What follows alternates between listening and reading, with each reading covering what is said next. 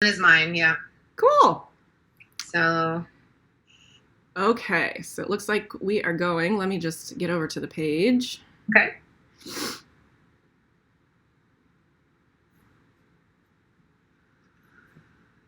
Great. Looks like we're going.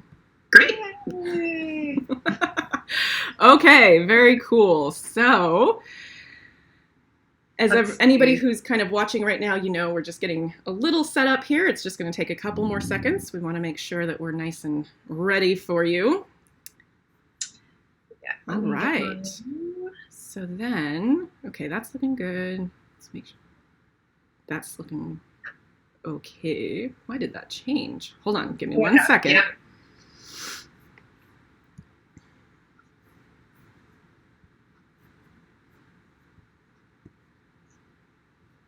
There we go.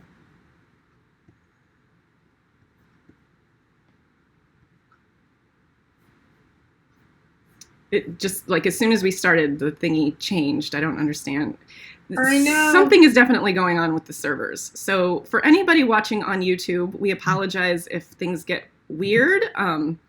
There's clearly something going on with the internet this morning. And it's either with the servers of the service we're using, Zoom, to record this, or it's to do with who knows, maybe Amazon's servers, because they host everything in the world, are struggling. But anyway, so yes, yay, welcome everybody. We're so excited to have you all. And since you're all just jumping on right now, I want to just point out real quick before we do our introductions that we are watching the chat box. So if you have questions as we're going through this, please. Oh, Mark, thank you. Everything looks good to me. Yay! Already using the chat box. I love it. Thank you. Very helpful. So we're going to keep an eye on that. And I just want to also say right off the bat that sometimes the chat lags a little bit as we're watching. So if you ask a question and we don't answer it right away, we're not ignoring you. It just hasn't kind of caught up. But we'll do our best to get to everybody's questions. So welcome, everybody. I am Isabel Spradlin of YourMassagePractice.com, and I'm here with me, Amber Cook of HealingWaze.com. Yes. And that's healing, W-A-Z-E, one word.com. Yes. So Amber and I have both been in full-time private practice in our massage practices for over a decade, and we are both in different ways working to serve the massage therapist and holistic healing community for people who want to run their own practices. Because as we were actually just talking about before we started this just now, like, you don't have to reinvent the wheel. The way you run your practice is individual to you. It's unique to you. There are certain things that you'll do in your way. But overall, the structure of running a practice, like best practices for running a solid long-term practice, you don't have to make that up as you go along. There are people like us who have been doing it a long time, and we are here to help. Yes. So and we love to help. We do love to help. So today our topic is, we are talking about intention setting and goal setting for the new year. And I think we can just kind of jump right in. I'll just say off the top, a little bit later, I did have so on my blog at YourMassagePractice.com, I posted, ask us questions if you can't be there live. And somebody did post a question, so I'll be reading that question later from Abby. Awesome. Yes. Cool. And then those of you who are watching live, if you have specific questions either now or as we're talking, feel free to just throw them in the chat. And as just a little fun thing, if you all want to throw in the chat, like, where you are in the world, so we're in Portland, or Portland area, Portland, Oregon. Yeah. If you want to let us know where you're at, that would be cool, just so we kind of know. Yeah. Yeah, this is a small world. It is.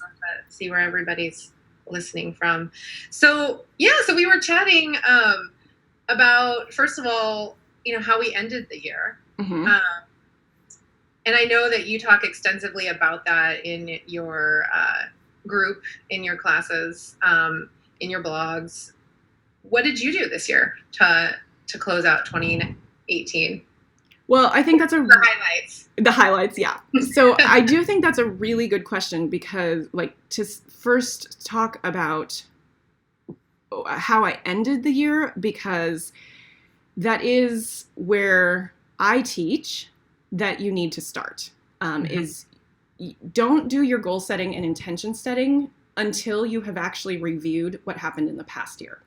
So if as of January 1st, you just are starting your practice and you have no history with your practice or even with practicing, maybe you don't have any clients, you've never seen any clients, then there's nothing to review, right? Then you just kind of start fresh. But I've actually never talked to anybody for whom that's the case. Like we all have people that we've been working with in some capacity, whether it's at a job or maybe it's just been friends and family so far. But you can glean a lot of information based on the feedback that they've given you, how it felt for you to do those sessions, how it felt for you to start building your schedule, like even deciding what days do I want to work or looking for space, like what kind of space do I want to be in? All of those kinds of things. Like don't start your goal setting and intention setting until you've really reviewed what you've already done, and do it with as much detail as possible. So rely on your data. Like, memory is so fallible. Like after about 3 days, most of us, like our memories just blah, it's really vague. And we need to make sure that what we're basing our information on is actually data. So look at your numbers, look at your actual income, look at your schedule and count how many clients you had in any given week, things like that. Like use actual numbers. So doing that review first is the way that I always end the year. So that's the brief thing. There's something more specific that happened this year that we can maybe get into later, and that I generally teach, which is you should start doing this in November generally. Okay. But we can talk about that a little bit more. I would love, Amber, to hear how you ended the year. Well, I end the year kind of similar, and I think my style is not as organized as Isabel's usually is. That's why I love chatting with her, because our styles are completely different, but similar in a lot of ways. And like you said, we get to the same result, which is a successful practice, one that we love, that we it feeds our soul and feeds our bank account. So so I usually start later, too late. One of my goals, we'll get into that later, is for 2019 is to follow Isabel's lead and start a little bit earlier. So December, I start thinking about how I'm going to fit in the 2018 review and getting ready for 2019. I start thinking about that in November. And then I really make a plan that starts right around the beginning of December. To really, for me, it is reviewing the year. And I actually just work really, really hard for like the first 2 weeks of December, because I try to take most of December off with family. And during that time, I'm also sneaking in time to finish up my 2018 review. So I review 2018. I do exactly what Isabel said. I look at everything for the year, how it all went, and then start thinking again, but I don't lay it out on paper truly, like what I'm gonna do for 2018. I just focus on what I've done for 2018.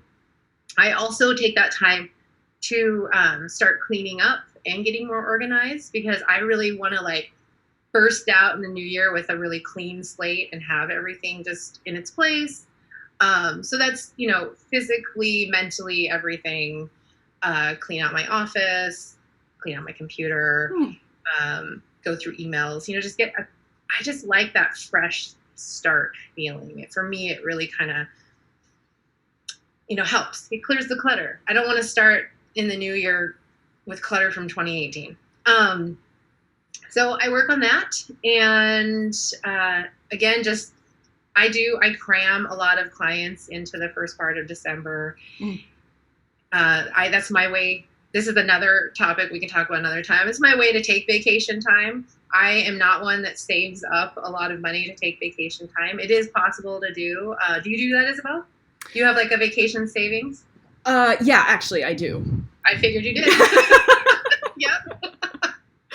And I, after 14 years, still is just not my style. Yeah. And so I prefer to just work a lot and then take a vacation and just go back to work as normal. Some people like to, if you don't do the savings option, which I think is amazing, and if you can do it, more power to you. I think that's a really... Some years are easier than others.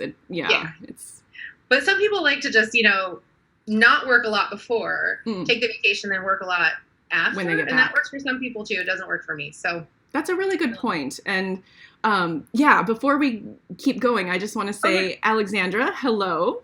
She says she's extremely brand new to massage therapy. Oh, you received your license on January 2nd. Congratulations. So there you go. You're the person. That's awesome. I love it. Thank you for throwing it out there. And then I just want to say hey to Caitlin. Hi, Caitlin. It's so good to know that you're here and connect with you. Caitlin's one of my students from the Own Your Practice program. And so I love it. So cool. So Alexandra, welcome to the community in this in this industry. It's awesome. You'll love it. That's awesome. Good. So that's how I ended up doing my 2018. Yeah. So I love what you said, that you are setting an intention for this year to start this process earlier in 2019. So, I think that's a really good long-term goal. Abby, hi, good to see you too. Yay, and Abby, you're here. So I said earlier, but I'll be reading your question in a little bit as well. But yeah, I love that idea of setting an intention to kind of start your review and start your intention setting a little earlier. Like, if I do think it's helpful. And so as Abby and Caitlin, I know they've been kind of following me for a long time. They know they've heard me talk about this a lot, but for everybody else, like, it's partly the review process that, it can take time to run all of those numbers like I was talking about. And I really, so I have the tune-up classes also, and we talk about this in the goal setting class, but I give you like a really specific way. It's too in-depth to do right now, but just briefly, like, you really want to write down all your numbers so that you can look at them and come to terms with them. Because so often, I think so much of the information on the internet about intention setting and goal setting is like, dream big. Like, if you dream it, it can happen. And not to say that can't happen, but the reality is that it doesn't happen that way for most of us. And what helps, and every truly successful business owner that has a stable business, not just like a good year, the first year or the second year, but like long-term stable business, we all look at our numbers and we track our numbers really closely.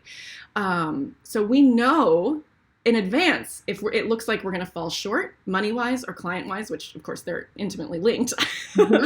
And we plan ahead to make up for that, right? And so, like, what do I need to do to bring in 3 new clients in next month if it looks like I'm going to fall short? Things like that, So knowing your numbers and really setting yourself up to track that super closely is, I think, the healthiest, most stress-reducing way to handle your intention setting ever. Because most of my students, when they come into the Own Your Practice program, I'll say, like, okay, how many clients do you have currently, and where have those clients come from? And everybody's like, oh, they came from Facebook, or they came from Google.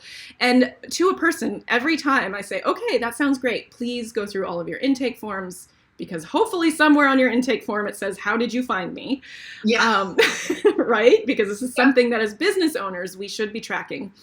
You go through those intake forms, and I have not yet, maybe I will in the future, but I have not yet had anybody come back to me and say, oh yeah, everybody came from online. Like, it's always the opposite. Everybody comes back and says, oh, like 3/4 of the people were from referrals, either from another practitioner or from other clients. And yeah, like maybe 25-30% were from online, Facebook, Google, whatever. And that is consistent. So the reason I give that example is because in our minds, especially if you're a person who spends a lot of time on Facebook or on social media or fiddling with your website, it can feel like that's where all of the action is happening. Yeah. And our read on that is often really inaccurate. And so that's why I say, like, look at the details, look at your actual data to find out, because then if you find out like 25-30% is coming from online, but 70 to 75% is coming from in person, then that's going to change how you set your goals or what intentions you set for the new year about where you're going to put your energy. Because why in God's name would you put more energy into something that's bringing in fewer clients and then shortchange the thing that's really bringing in the bulk of your clients, right? So you want to be really careful about how you set your intentions for that reason. You can waste a lot of energy setting these like beautiful, dream-driven, quite frankly, magical thinking intentions. Not that you shouldn't do that. I'm not saying don't do that. I'm saying don't plan your business on that. Have those dreams. Let that emotional content come through. See how it feels. Like, so many people actually feel expansion in their body when they're dreaming big, and that's great. But that doesn't fill your practice. And I just feel like, what's your take on all of this, Amber? I agree, totally. Because as you know, I'm all about the magic thinking and the intention setting. In fact, my new motto is stop hoping and just expect. Oh, nice. So we're always like, I hope this year is going to be the year where I have a full practice. I expect that this year is the year I'm going to have full practice, is what I want you all to be thinking. But it has to be backed by practical things like numbers and data. That is really important. And so you're right. I totally agree with that. I agree that you have to do the goal setting, the intention setting, all the magic and the woo-woo stuff. I'm totally for that too.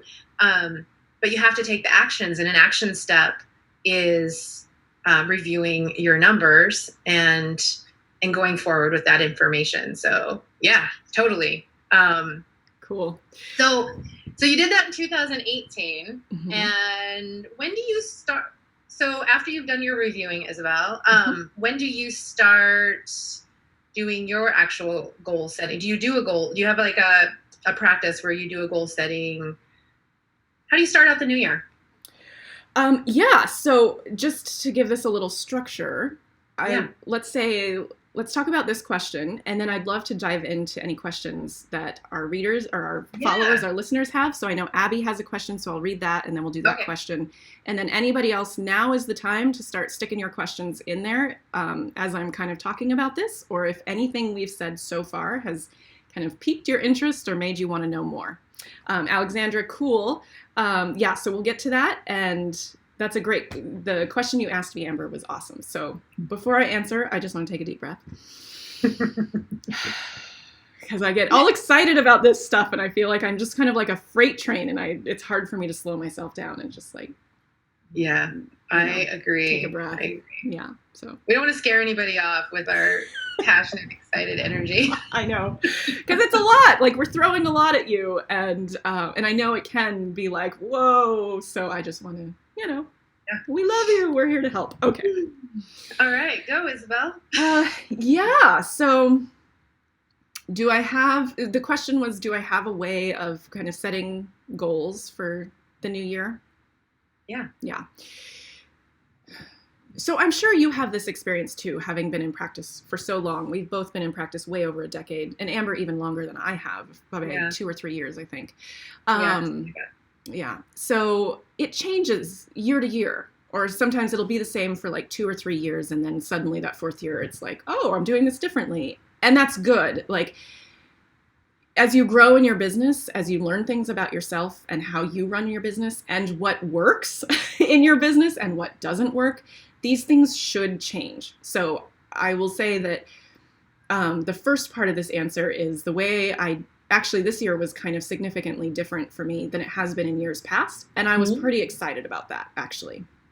Awesome. So just briefly, in years past, I think I've done it more traditionally, quote unquote traditionally, in terms of like, as of January 1, this is when the whole year starts. And, it's like this whole new energy. And I spend the first day of the year really concentrating on that and like just doing little things. Like one of the things that I've always loved to do in the past is on the first day of the calendar year, January 1, I have always taken time to do just a little bit of something that I love and that I really intend to do more of throughout the whole rest of the year. So I like that. In the years that I was focusing more on self-care, I would be sure to like do one of my favorite self-care things, like maybe take a long bath or something, you know, and just like really set that intention for self-care for that year. And then if I also wanted to do more outdoors activities, or if there was something in my business that I wanted, you know, like I really wanted to focus on meeting more practitioners, like on the first day of the year, I would spend, even if it was just 5 minutes, like actually doing something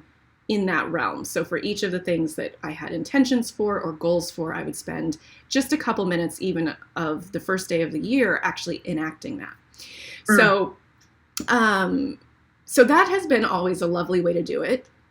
This year, my practice really kind of it grew in a way I wasn't expecting, and my whole business, like the online, the mentoring, like not that I wasn't expecting it, but it really like grew a lot, and I could feel that it was happening. But again, as of October, I had like not done my books since July because I had been so busy and just like running around like a crazy person. So when I sat down at the beginning of October to do my books from like July on, I was like, holy crap, I have made way too much money. Like I hadn't been tracking.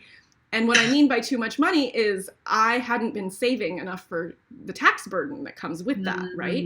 And for all of the other expenses. So then suddenly I was like, oh my God, I have to start my planning now. So this is one of the things about being a business owner that is really creative and really like, you know, we think of things like doing our books or tracking our clients or tracking our numbers as being kind of like drudgery. But the reality is it can be super enlivening and super exciting. So for me, when I realized this, there was this moment of like, and then I was like, all right, we can work this because I figured it out soon enough, right? I still had 2 months to spend as much money as I could in my business.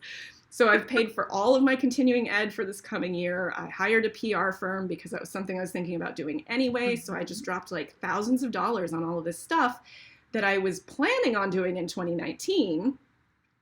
But I suddenly was like, nope, this has to happen now. And this is the beauty of tracking all of this stuff in a consistent way, is that you can make quicker decisions when those quicker decisions need to be made, to keep your practice stable. So, you know, we think about our practice being stable on the client side, and that's super important. And when you're in your growth stage, that's where it's focused, is on the client side, right? For me, my clientele did grow this year, but it's pretty stable, right? But the other stuff grew, and I was like, oh my gosh, I need to stabilize this. Like I need to recalibrate it. And as you grow, you will run into these things in your business as well, and the tracking and all of that. So this year, all of that to say this year, my intention setting, it was like 2 months ahead of time because I had all this money I needed to spend. I enacted everything that I was planning on doing in 2019 happened in November and December. And it was a whirlwind, and it was kind of stressful, exciting, stressful, but stressful nonetheless. And so now I'm in January and I'm like, oh, most of my January work is done, which is honestly like a really relaxing place to be. So, so I really, because of all these planning things, right? Because of being able to be flexible and respond as quickly as possible to the changes in my business, I actually entered January with a whole new, like a different feeling than like it's already just going. Like it's already, everything's already in process. I'm not having to start anything on January 1st, you know, it's just kind of going. So, yeah, that's kind of how it's been for me in the past and in this year. How's it been for you? That's great. So again, I don't plan as far out as you, Isabel. I actually, you know, we have the flexibility to, like you said, it changes and morphs however our practice is. And, you know, I'm like you, I'm not only am I running my massage practice, I'm also running Healing Ways. So, you know, 2 totally different businesses, right? So my massage practice is on autopilot now. I mean, after 14 years, that hopefully will happen for most people. So I took this year to be a little bit more relaxed about, a lot of times I'm ready to just like bust out the gate January 1st and I just have it all planned out. And this year I waited until yesterday because I'm like, I am on vacation mode until the 2nd. So I guess today's the 4th. So 2 days ago. That was me too. Trying to get back into time because I took some awesome time off. But I'm starting now, and I told somebody kind of jokingly, and this is working for me, and it may not work for you. February is the new January for me. That's great. So like I said before, I cleaned out, I got organized, I got ready for January, and then this year I do like a whole goal setting ritual for myself, and I write down all my intentions, all the things I expect for 2019 in both businesses and how I want them to work with my life. Those goals include not only business goals, but personal goals, and I hope yours do too, because they have to. And also include feelings. Like, this is how I want to feel. That's missed in a lot of goal setting, I think. Feelings, the way that, to someone's like, I want to make a certain amount of money. Does that bring up any like exciting feelings for you? No, not really. Like, how do I want to feel? I want to travel. I want to give more. I want to have more financial security. Make sure and put those in there as well as those concrete number goals. So that's what I did. And then followed up with all the emails and things that came in while I was on vacation, and got back to people about scheduling, what I call like, usual coffee dates, just interacting, connecting with other practitioners again. And then I'm just kind of just getting everything, continuing to get it set up. And it feels really good to me this year. Yeah. That's so like great. you said, it's, you're kind of sailing through January because you got a lot of it done ahead of time. And I'm sailing too, but in a different way. I'm not like just going like, I have to have the rest of the year ready to go right now. Yeah. That's just not working for me this year. And yeah. That's great.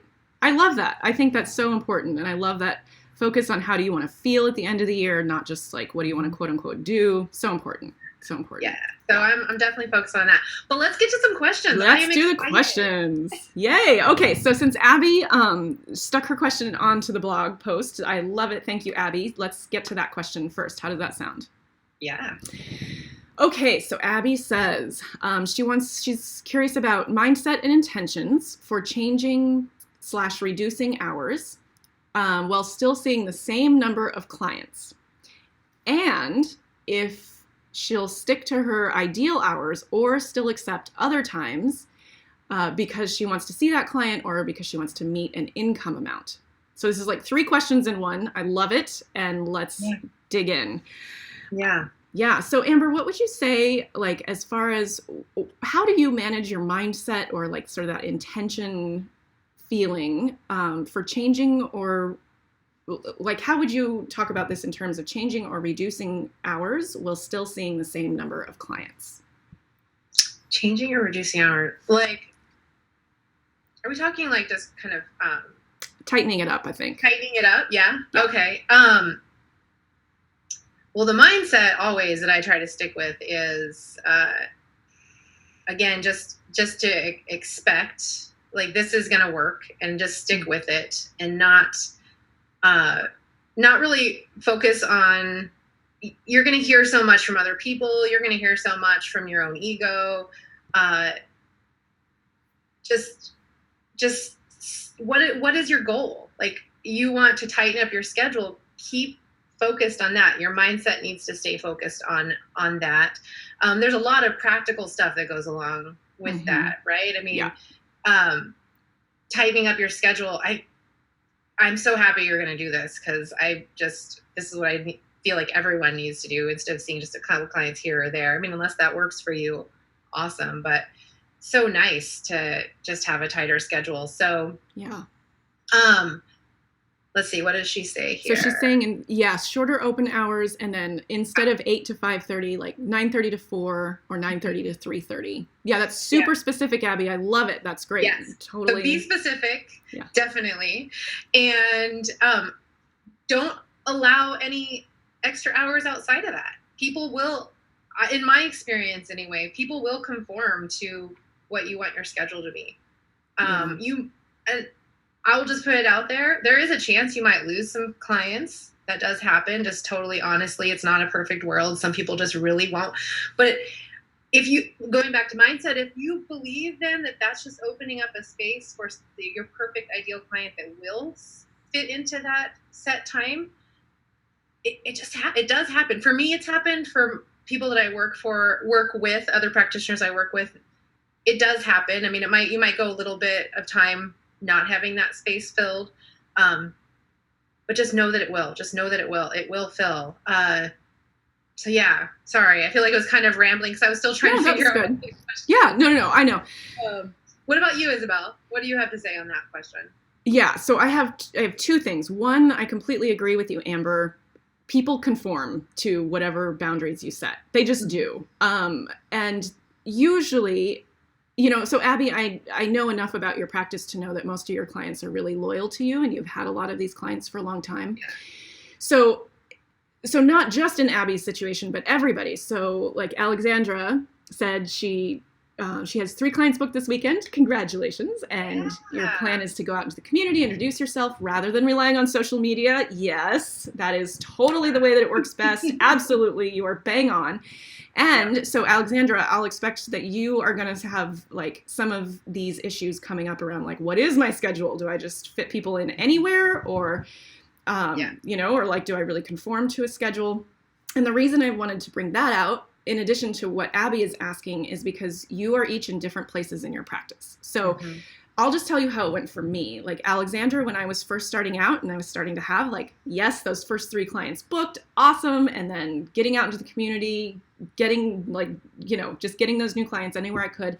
I was all over the map with my schedule. Like I just let it happen. Anytime they could come in, I was there. If it was like 6:30 in the evening and I did not want to work at 6:30, I still worked at 6:30 in the evening. If they were good clients, like within, I knew who I wanted to be working with. So if they were a dancer getting out of dance class at 6 or 6:30, I was there in my office for them after that dance class, because I knew that's what I wanted to be doing at that time. But Abby, you are in a little bit different situation, right? You're not just starting out. You do have a pretty stable group of clients. And here's how I do it. So Abby, you're kind of closer to where I'm at in my practice, which is I have very defined hours. And I also keep every week a set number of hours that I don't schedule anybody except for like a last minute, like, oh man, is there any way you could get me in? Like my neck is really hurting. Is there any chance? Like I keep one set of hours every week. For me, it's Fridays. I don't put it on my online schedule, and I only put last minute or high need, oh my God, got to get that client in on Fridays. And I only accept 2 on Fridays. So it's mostly an admin day for me, but I will accept 2 clients on Fridays. So Abby, that's another way that you can look at it. Yes, tighten down your hours. And then maybe give yourself just that extra little breathing room somewhere else outside of those regular hours so that you don't use them every single week, but you have the option for them. Because clients, I think, also appreciate that you're willing to be a little bit flexible. And the reality is that, again, we always come back to our practice is built on client relationships. That is the centerpiece of any thriving long-term practice. And so Abby, think about that, and also as you're tightening down your hours, remember, I'll just throw this out there for everybody. Abby, I know you know this already, but just to remind you, communicate. Like, don't just change your hours and then the next time a client calls, surprise them with that. Send out an email and say, hey, everybody, just with everything that's happening in life, like in my business and my practice, I just wanted to let you know I'm condensing my hours. For you, Abby, it may mean you have, instead of half an hour between clients, you only have 15 or 20 minutes between clients, right? So that crunch is going to have to come in somewhere. I have run my practice with an hour between clients, with 15 minutes between clients, and right now I'm at a half hour between clients. And all of them have worked. The hour was way too long. That was in the very beginning, and I was really worried about my ability to manage time, right?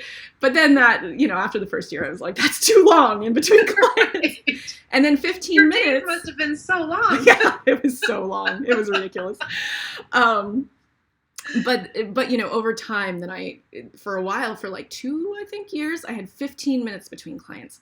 And I'll tell you, like, it keeps you focused. It's not the easiest thing in the world, but it is doable. And I was so focused, and my chart notes have never been so up to date as when I had such a limited amount of time in between clients. You just learn to like be really effective and really efficient. And I never rushed my clients. I want to say that, like, I still would talk to them and make sure that there was, enough time for them to feel nurtured before and after their session, but I was on my own timeline, and so that could be where you condense some of that is your time in between clients. And yeah, so as far as your question about which would be better, like 9:30 to 4 or 9:30 to 3:30 or whatever, just whatever you decide, make it your decision, be really strong in that, and then communicate. Like, don't surprise your clients with it. Give them a month's notice. Say, just so you know, over the next month, I'm going to be tightening down my hours.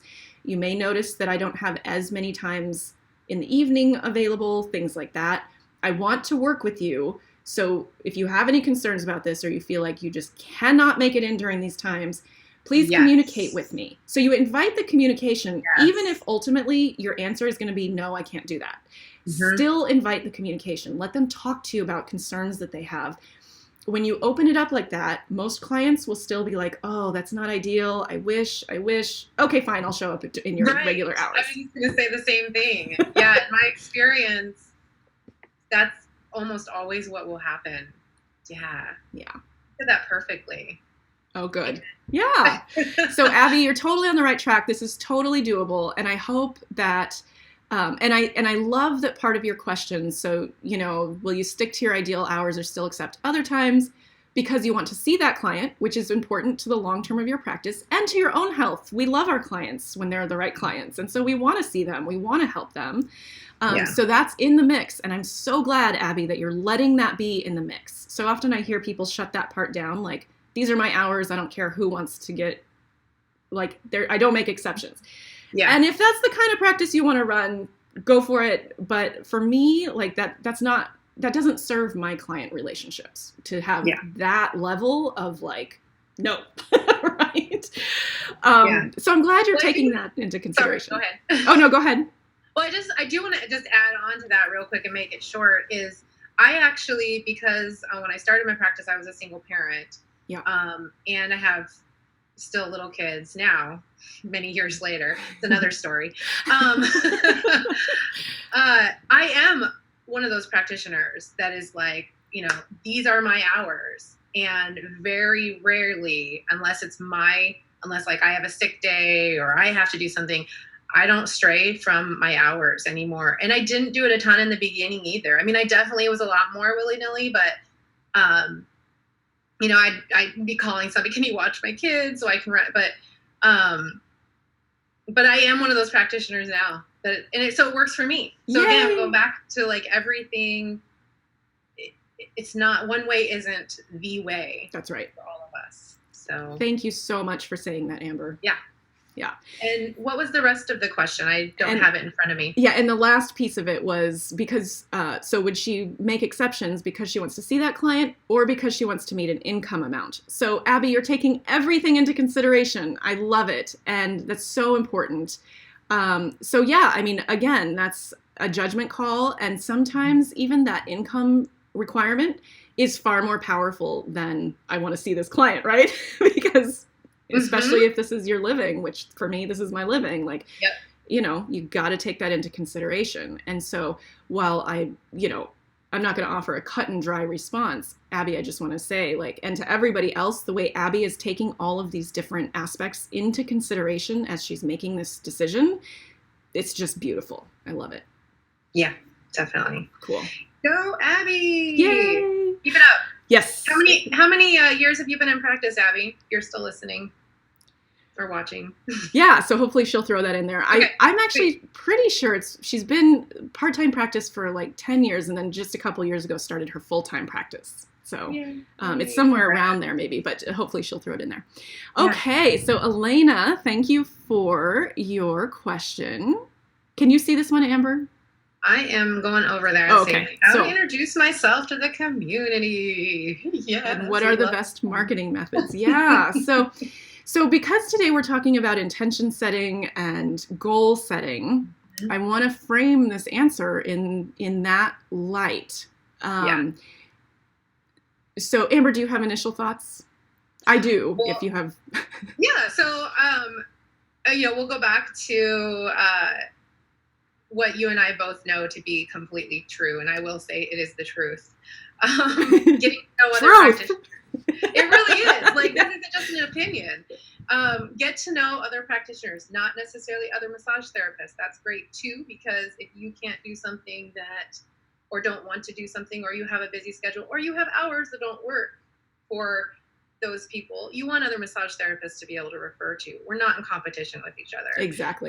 Yes. But you do need to meet other practitioners of different modalities, other business owners that aren't even in healing arts. And so back to goal setting and what we want to do for 2019, that needs to be a goal. And I would say something I love and something I'm trying to do for myself is talk to 3 new people that can in some way, shape, or form bring clients into your business, whether it's just, you never know how it's gonna unfold, right? You meet somebody, you have no idea if they're gonna actually come see you. That's not the intention you want. You just want to meet people. You want people to know that you're there and what you do. You want to make friends, friends in quotes, colleagues. Mm-hmm. Reach out to chiropractic clinics, naturopaths, personal trainers,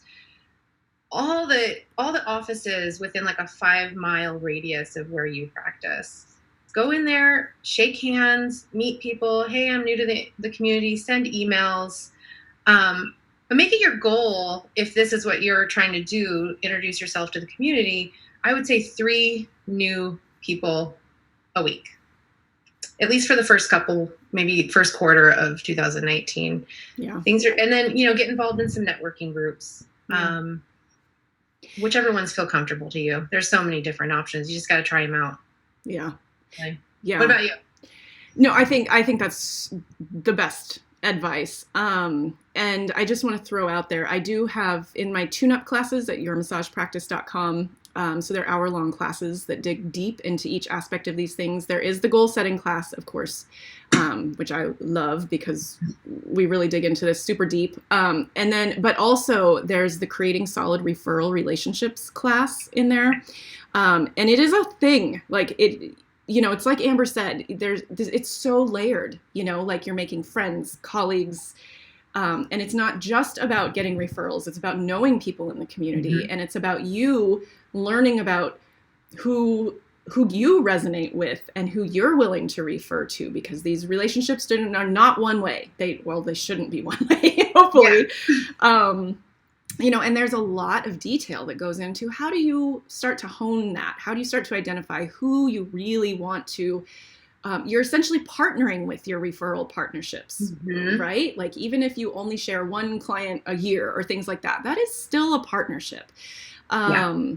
So you really want to take this seriously. And I know that there's so much pressure to be online and on social media and to be making $1 million on social media. There's so much pressure around that, but we are in-person practitioners. And Amber and I know we say this all the time. And so it's just worth saying again, we are in-person practitioners. Yes. The bulk of our marketing should always be and will be most effective when it is in person. Mm-hmm. So yes, the online piece, it needs to be there. Like it should be there, but it should not be your centerpiece as an in-person practitioner. Yeah. So as your goal setting, Elena, wow. Okay. So hopefully that's a good wow. But as you are thinking about goal setting, really do for me, I'm such an introvert that when Amber said meet 3 new practitioners a week, I was like, oh my God, I don't know if I can do that. But the reality is that when I reflect back on growing my practice, it was close to that. It really was. And I had joined a networking group and I learned how to be structured about how I talked about my practice.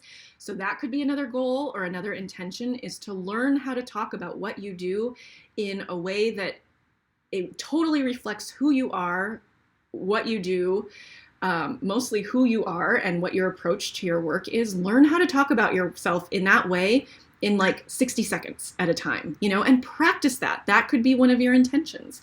And that will carry you through. If you're an introvert like me, having something to say that I have practiced over and over and over again when I meet new people, and it's freaking me out because I'm in a room crammed with people and I know I need to be there for the health of my business. Just having that thing that I've practiced, that I've intentionally practiced, is like my lifeline, right? And so you could set an intention to create your lifeline of like, when I'm meeting other practitioners, even though I'm fish out of water, like I still have something to connect to in myself that's really connected to my own values, to who I am. So that could be your intention, right? So if it scares you, like it scares me to hear Amber say like 3 new practitioners a week, which I think is solid advice, by the way. If that scares you the way, what was that? It's just scary, and that's okay. It's okay. Yeah. It is. And Elena says, it's going to be hard. I'm scared of going out like that. Yes. Almost all of us are, Elena. So you are not alone. I would say of the people that I've worked with over the years, students over the years, like 10% of them are like, that's my thing. And, I'm not going to lie, their practices grow faster because that's their thing. Because face-to-face groups of people talking about what they do is like super exciting for them. They're not scared. They're like, when's the next one? And, their practices grow faster because of that.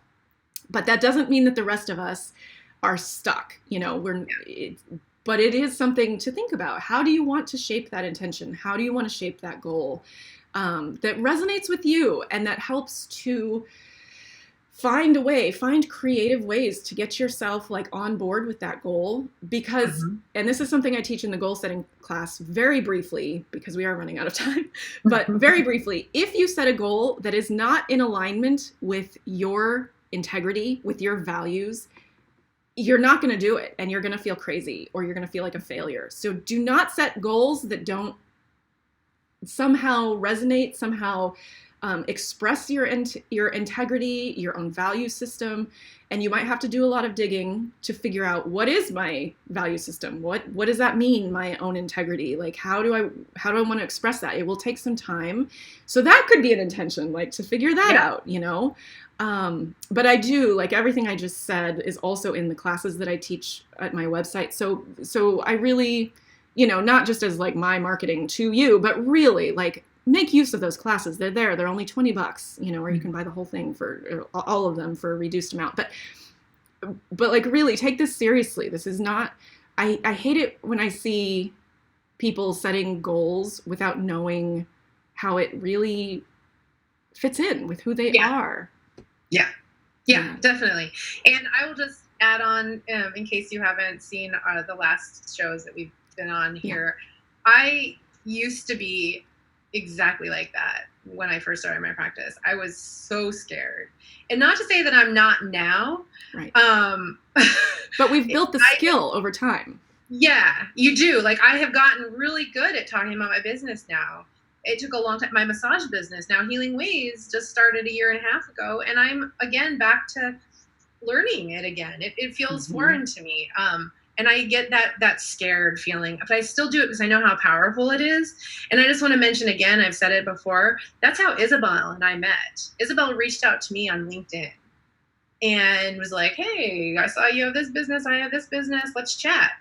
And she's one of my friends now. I totally love her. And she's actually part of our Healing Ways community. Yes. Which is a way to connect with other practitioners. I'm not going to go on my marketing spiel either. No, but yes, Healing Ways. But truly, that's a way. We don't, if you don't live where we have in-person meetups yet, we do lots of Zoom meetups that are, for some people, more scary and less scary. It just depends. I mean, I run some of them and I get on there and I'm freaked out. So I will put in the link in case anyone wants to check that out. I just stuck it in there. Oh, thank you. Yeah. But, maybe part of your goal setting this year is to do more of the scary things. Could be. Yeah, but again, going back to what Isabel said, a lot of us do set these big, lofty goals, and they don't really fit into our life or our personality, or, you got to feel it. We've talked about how it's work. It is work running a practice. Yeah. And there are going to be things you don't enjoy, but the outcome we enjoy. Yes. Right. And we do, we got to get through some of the things we don't always enjoy. Yeah, totally. And you grow from that process. And you do. Sometimes things that you start out really, like Elena, said, this is scary, and you're grateful for the encouragement. That's awesome. Yeah. I'm so glad that we could influence at least even one person to get out there into the community and really do this because, yeah, but, I totally lost my train of thought. This is what's so fun about doing it live. Yeah, we don't totally. rehearse this, by the way. Yeah. Sorry to cut you off. No, good. Do it. Okay. I would love for you that are still listening to post what your goals are for 2019. I was going to say in the beginning and I forgot. So I would love to see what you guys have as your goals. Yeah, totally. Just so it's out there. Put the energy out there.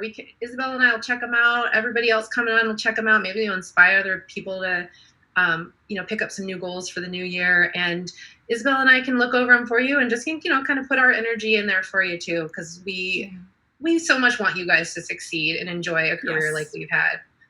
It's awesome. Yes. So, any final words, or did you get your thought back?